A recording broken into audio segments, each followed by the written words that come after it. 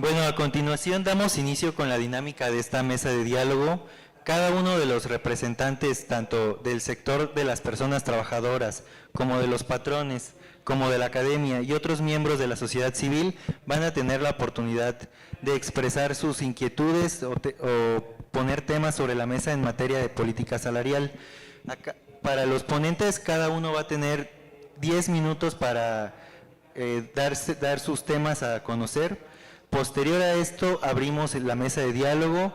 Más que una sesión de preguntas y respuestas, esperamos un diálogo en las dos direcciones, donde todos son libres de dar a conocer los temas o inquietudes que les parezcan en materia de política salarial. Finalmente, concluimos y, si les parece bien, damos inicio dándole la palabra al representante del sector de las personas trabajadoras, el compañero Carazo. Posteriormente, si les parece, le damos la palabra a la representante del sector empresarial, a la licenciada Milene, y finalmente a los representantes del sector de la academia y a otros miembros de la sociedad. Si todos estamos de acuerdo, podemos dar inicio a esta mesa. Compañero Carazo, le cedo la palabra. Muchas gracias. Muchas gracias. Me voy a saltar por obvio del tiempo el saludar y presentar a todos. Les agradezco a todos ustedes que me escuchen y quiero entrar en materia porque para los trabajadores 10 minutos para tocar un tema tan relevante es muy poco tiempo, y sobre todo que en este evento que nos convoca muy atinadamente la presidenta y del cual nos sentimos halagados, pues es histórico, en realidad no es venir a hablar exclusivamente del tema salario mínimo, como en algún momento se ha interpretado. Venimos a hablar precisamente del tema de los salarios, y sí que tenemos que decir mucho. Hace rato escuchábamos a nuestro secretario del Trabajo, que atinadamente ha denominado la primavera laboral. Hoy se me hizo raro no escucharlo, porque es una frase que le queda muy bien. La primavera laboral, ¿por qué? Porque parece que a los trabajadores de muy poco tiempo para acá nos salió el sol. Vimos por fin transformados tantos sueños de tantos años con respecto a salario, con respecto a una mejora en las pensiones, mejora en vacaciones, la erradicación del outsourcing, la revisión del capítulo de enfermedades laborales que tenía 53 años sin revisarse, y en fin, una gama de beneficios sociales y económicos que nos benefician. Pero esta apertura y estos cambios nos han generado una cantidad de retos que muchas veces no podemos exponer, y precisamente este foro nos da la oportunidad. Es cierto que ha aumentado muchísimo el salario mínimo, pero esto ha traído repercusiones que si no las detenemos hoy, vamos dentro de muchos años, dentro de algunos años, vamos a estar viviendo situaciones similares a las que vivimos hoy. No olvidemos que el salario mínimo que nosotros consideramos de mayor poder adquisitivo es el de 1976. Y ese salario mínimo estamos todavía a 37% de recuperarlo. El poder adquisitivo del salario mínimo de 1976. Y aquí se me vendría una pregunta que no tengo la respuesta. ¿Será que realmente era el de mayor poder adquisitivo, o será que en aquel tiempo se utilizaba mucho la figura del subsidio? Hay muchos testimonios, mucha historia de que en ese tiempo el precio de muchos productos era subsidiado, entre ellos la tortilla, el pan, la leche, el azúcar, el transporte, la electricidad, entre unos cuantos. Y entonces nos queda la confusión, pero el sector obrero ha aceptado como un referente a alcanzar el salario de 1976. Ahora, ¿qué ha sucedido con esto que se generó por dos vías? los incrementos al salario mínimo.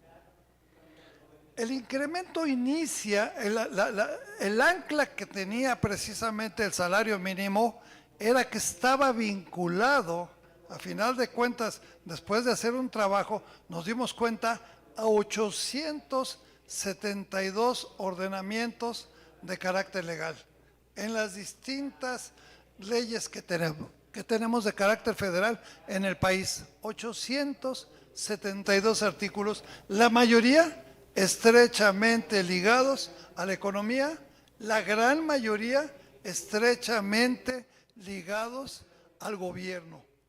¿Qué queremos decir con esto? Los pagos de pensiones tasados en vez de salario mínimo y además sus incrementos en lo que aumentara el salario mínimo. El gasto político tasado en salarios mínimos, y lo que se incrementaba era lo que se incrementaba al salario mínimo. Las aportaciones sociales a las distintas instituciones tasadas en lo que se incrementaba el salario mínimo. Esto generaba esta pregunta que muchos hacen: ¿era o no era, es o no es inflacionario el salario?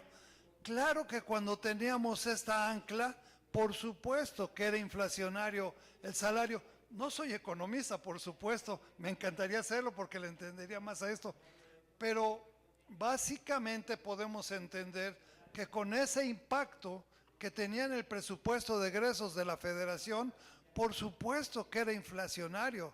Si yo quería aumentar 20% a los salarios, obviamente mi presupuesto de egresos de la Federación iba a crecer en ese porcentaje y obviamente iba a encarecer los servicios que se estuvieran dando, incluyendo la recaudación, por supuesto, lo cual iba a generar una inflación. Sin duda alguna, al haber hecho este trabajo de desvinculación que motivó en 2014, motivó la creación de una comisión para analizar la desvinculación o desindexación, como algunos le llaman, del salario mínimo de todo ordenamiento legal. Esto, ¿cómo ando de tiempo? Ok, me voy a apurar un poquito porque si no me voy a quedar aquí con esto. Esto ha provocado una situación, repercusiones sí las hemos tenido. En el caso particular del salario, es que el crecimiento que ha tenido, particularmente de 2018 a 2025, ya incluyendo el 12% que se incrementó, es de un 215%. Pero cuando todos los que aquí veo que representan las organizaciones sindicales les pregunto, ¿y cuánto has obtenido tú en tus revisiones de contrato colectivo de 2018? Vamos a decir a 2025, 2024, me dirán 40, 45, 50% los más altos. Entonces, esta distancia ha provocado una situación dramática que estamos viviendo hoy en todas las organizaciones sindicales y las están viviendo los trabajadores, que realmente se ha compactado las categorías de trabajo. Es decir, donde teníamos 90, 80, 100% de distancia entre el mínimo y la primera categoría, hoy no existe ninguna distancia. La gran mayoría de los trabajadores están ganando muy cercanos o ya están todos en el mínimo. En 2016 teníamos aún 18% de trabajadores ganando entre 1 y 1.4 salarios mínimos. Hoy en esas categorías 1 y 1.4 tenemos al 42% de los trabajadores. Estoy hablando de 2016-2024. Cuando cerremos 2025 vamos a estar seguramente con el 50% de los trabajadores entre 1 y 1.4 y entre 278, que es el salario, y 100 pesos más vamos a estar todos 50% de los trabajadores al cerrar 2025, lo cual hace muy peligrosa la productividad. Perdón, me estoy queriendo ir corriendo, porque la verdad es un tema impresionante que lo estamos viviendo todos. Necesitamos resolverlo. Como realmente esta mesa de propuesta para saber cómo combatir este efecto que sin duda alguna reconocemos el gran esfuerzo que han hecho los sectores, que son nuestros interlocutores, tanto el empresarial como el gubernamental, por darnos una posibilidad de tener un efecto de vida mejor. Sin duda alguna nos genera todos estos retos para que nos sentemos. Basado en esto, nosotros queremos agregar, hay otro tema que es importantísimo y no puedo dejar, aunque me pase un poquito del tiempo. La realidad es que tampoco se revisaron las tablas de subsidio por parte de Hacienda.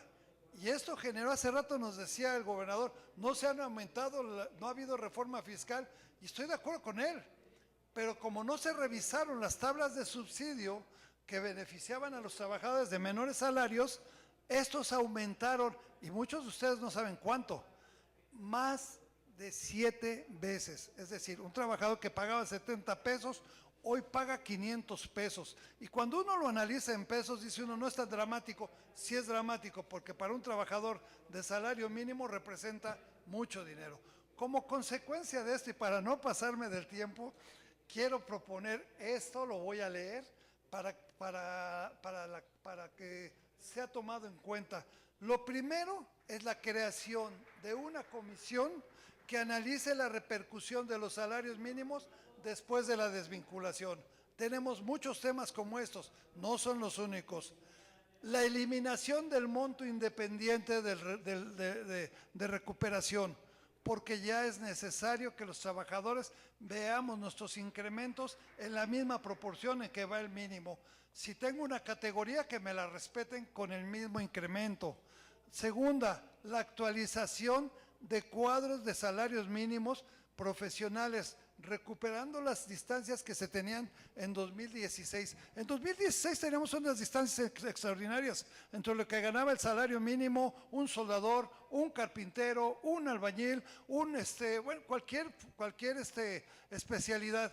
Hoy, en el caso del norte no tenemos una sola diferencia, y en el caso del resto del país tenemos diferencias por abajo del 1%. Y la última, la actualización de las tablas de del subsidio al salario. Esto sería cuánto, me quedé hasta eso con los 10 minutos, y discúlpenme que me haya ido corriendo y que me atoraba, pero realmente es importante que nos escuchen esto y que dentro de este foro queden planteadas las solicitudes que hacemos desde el sector obrero. Muchas gracias.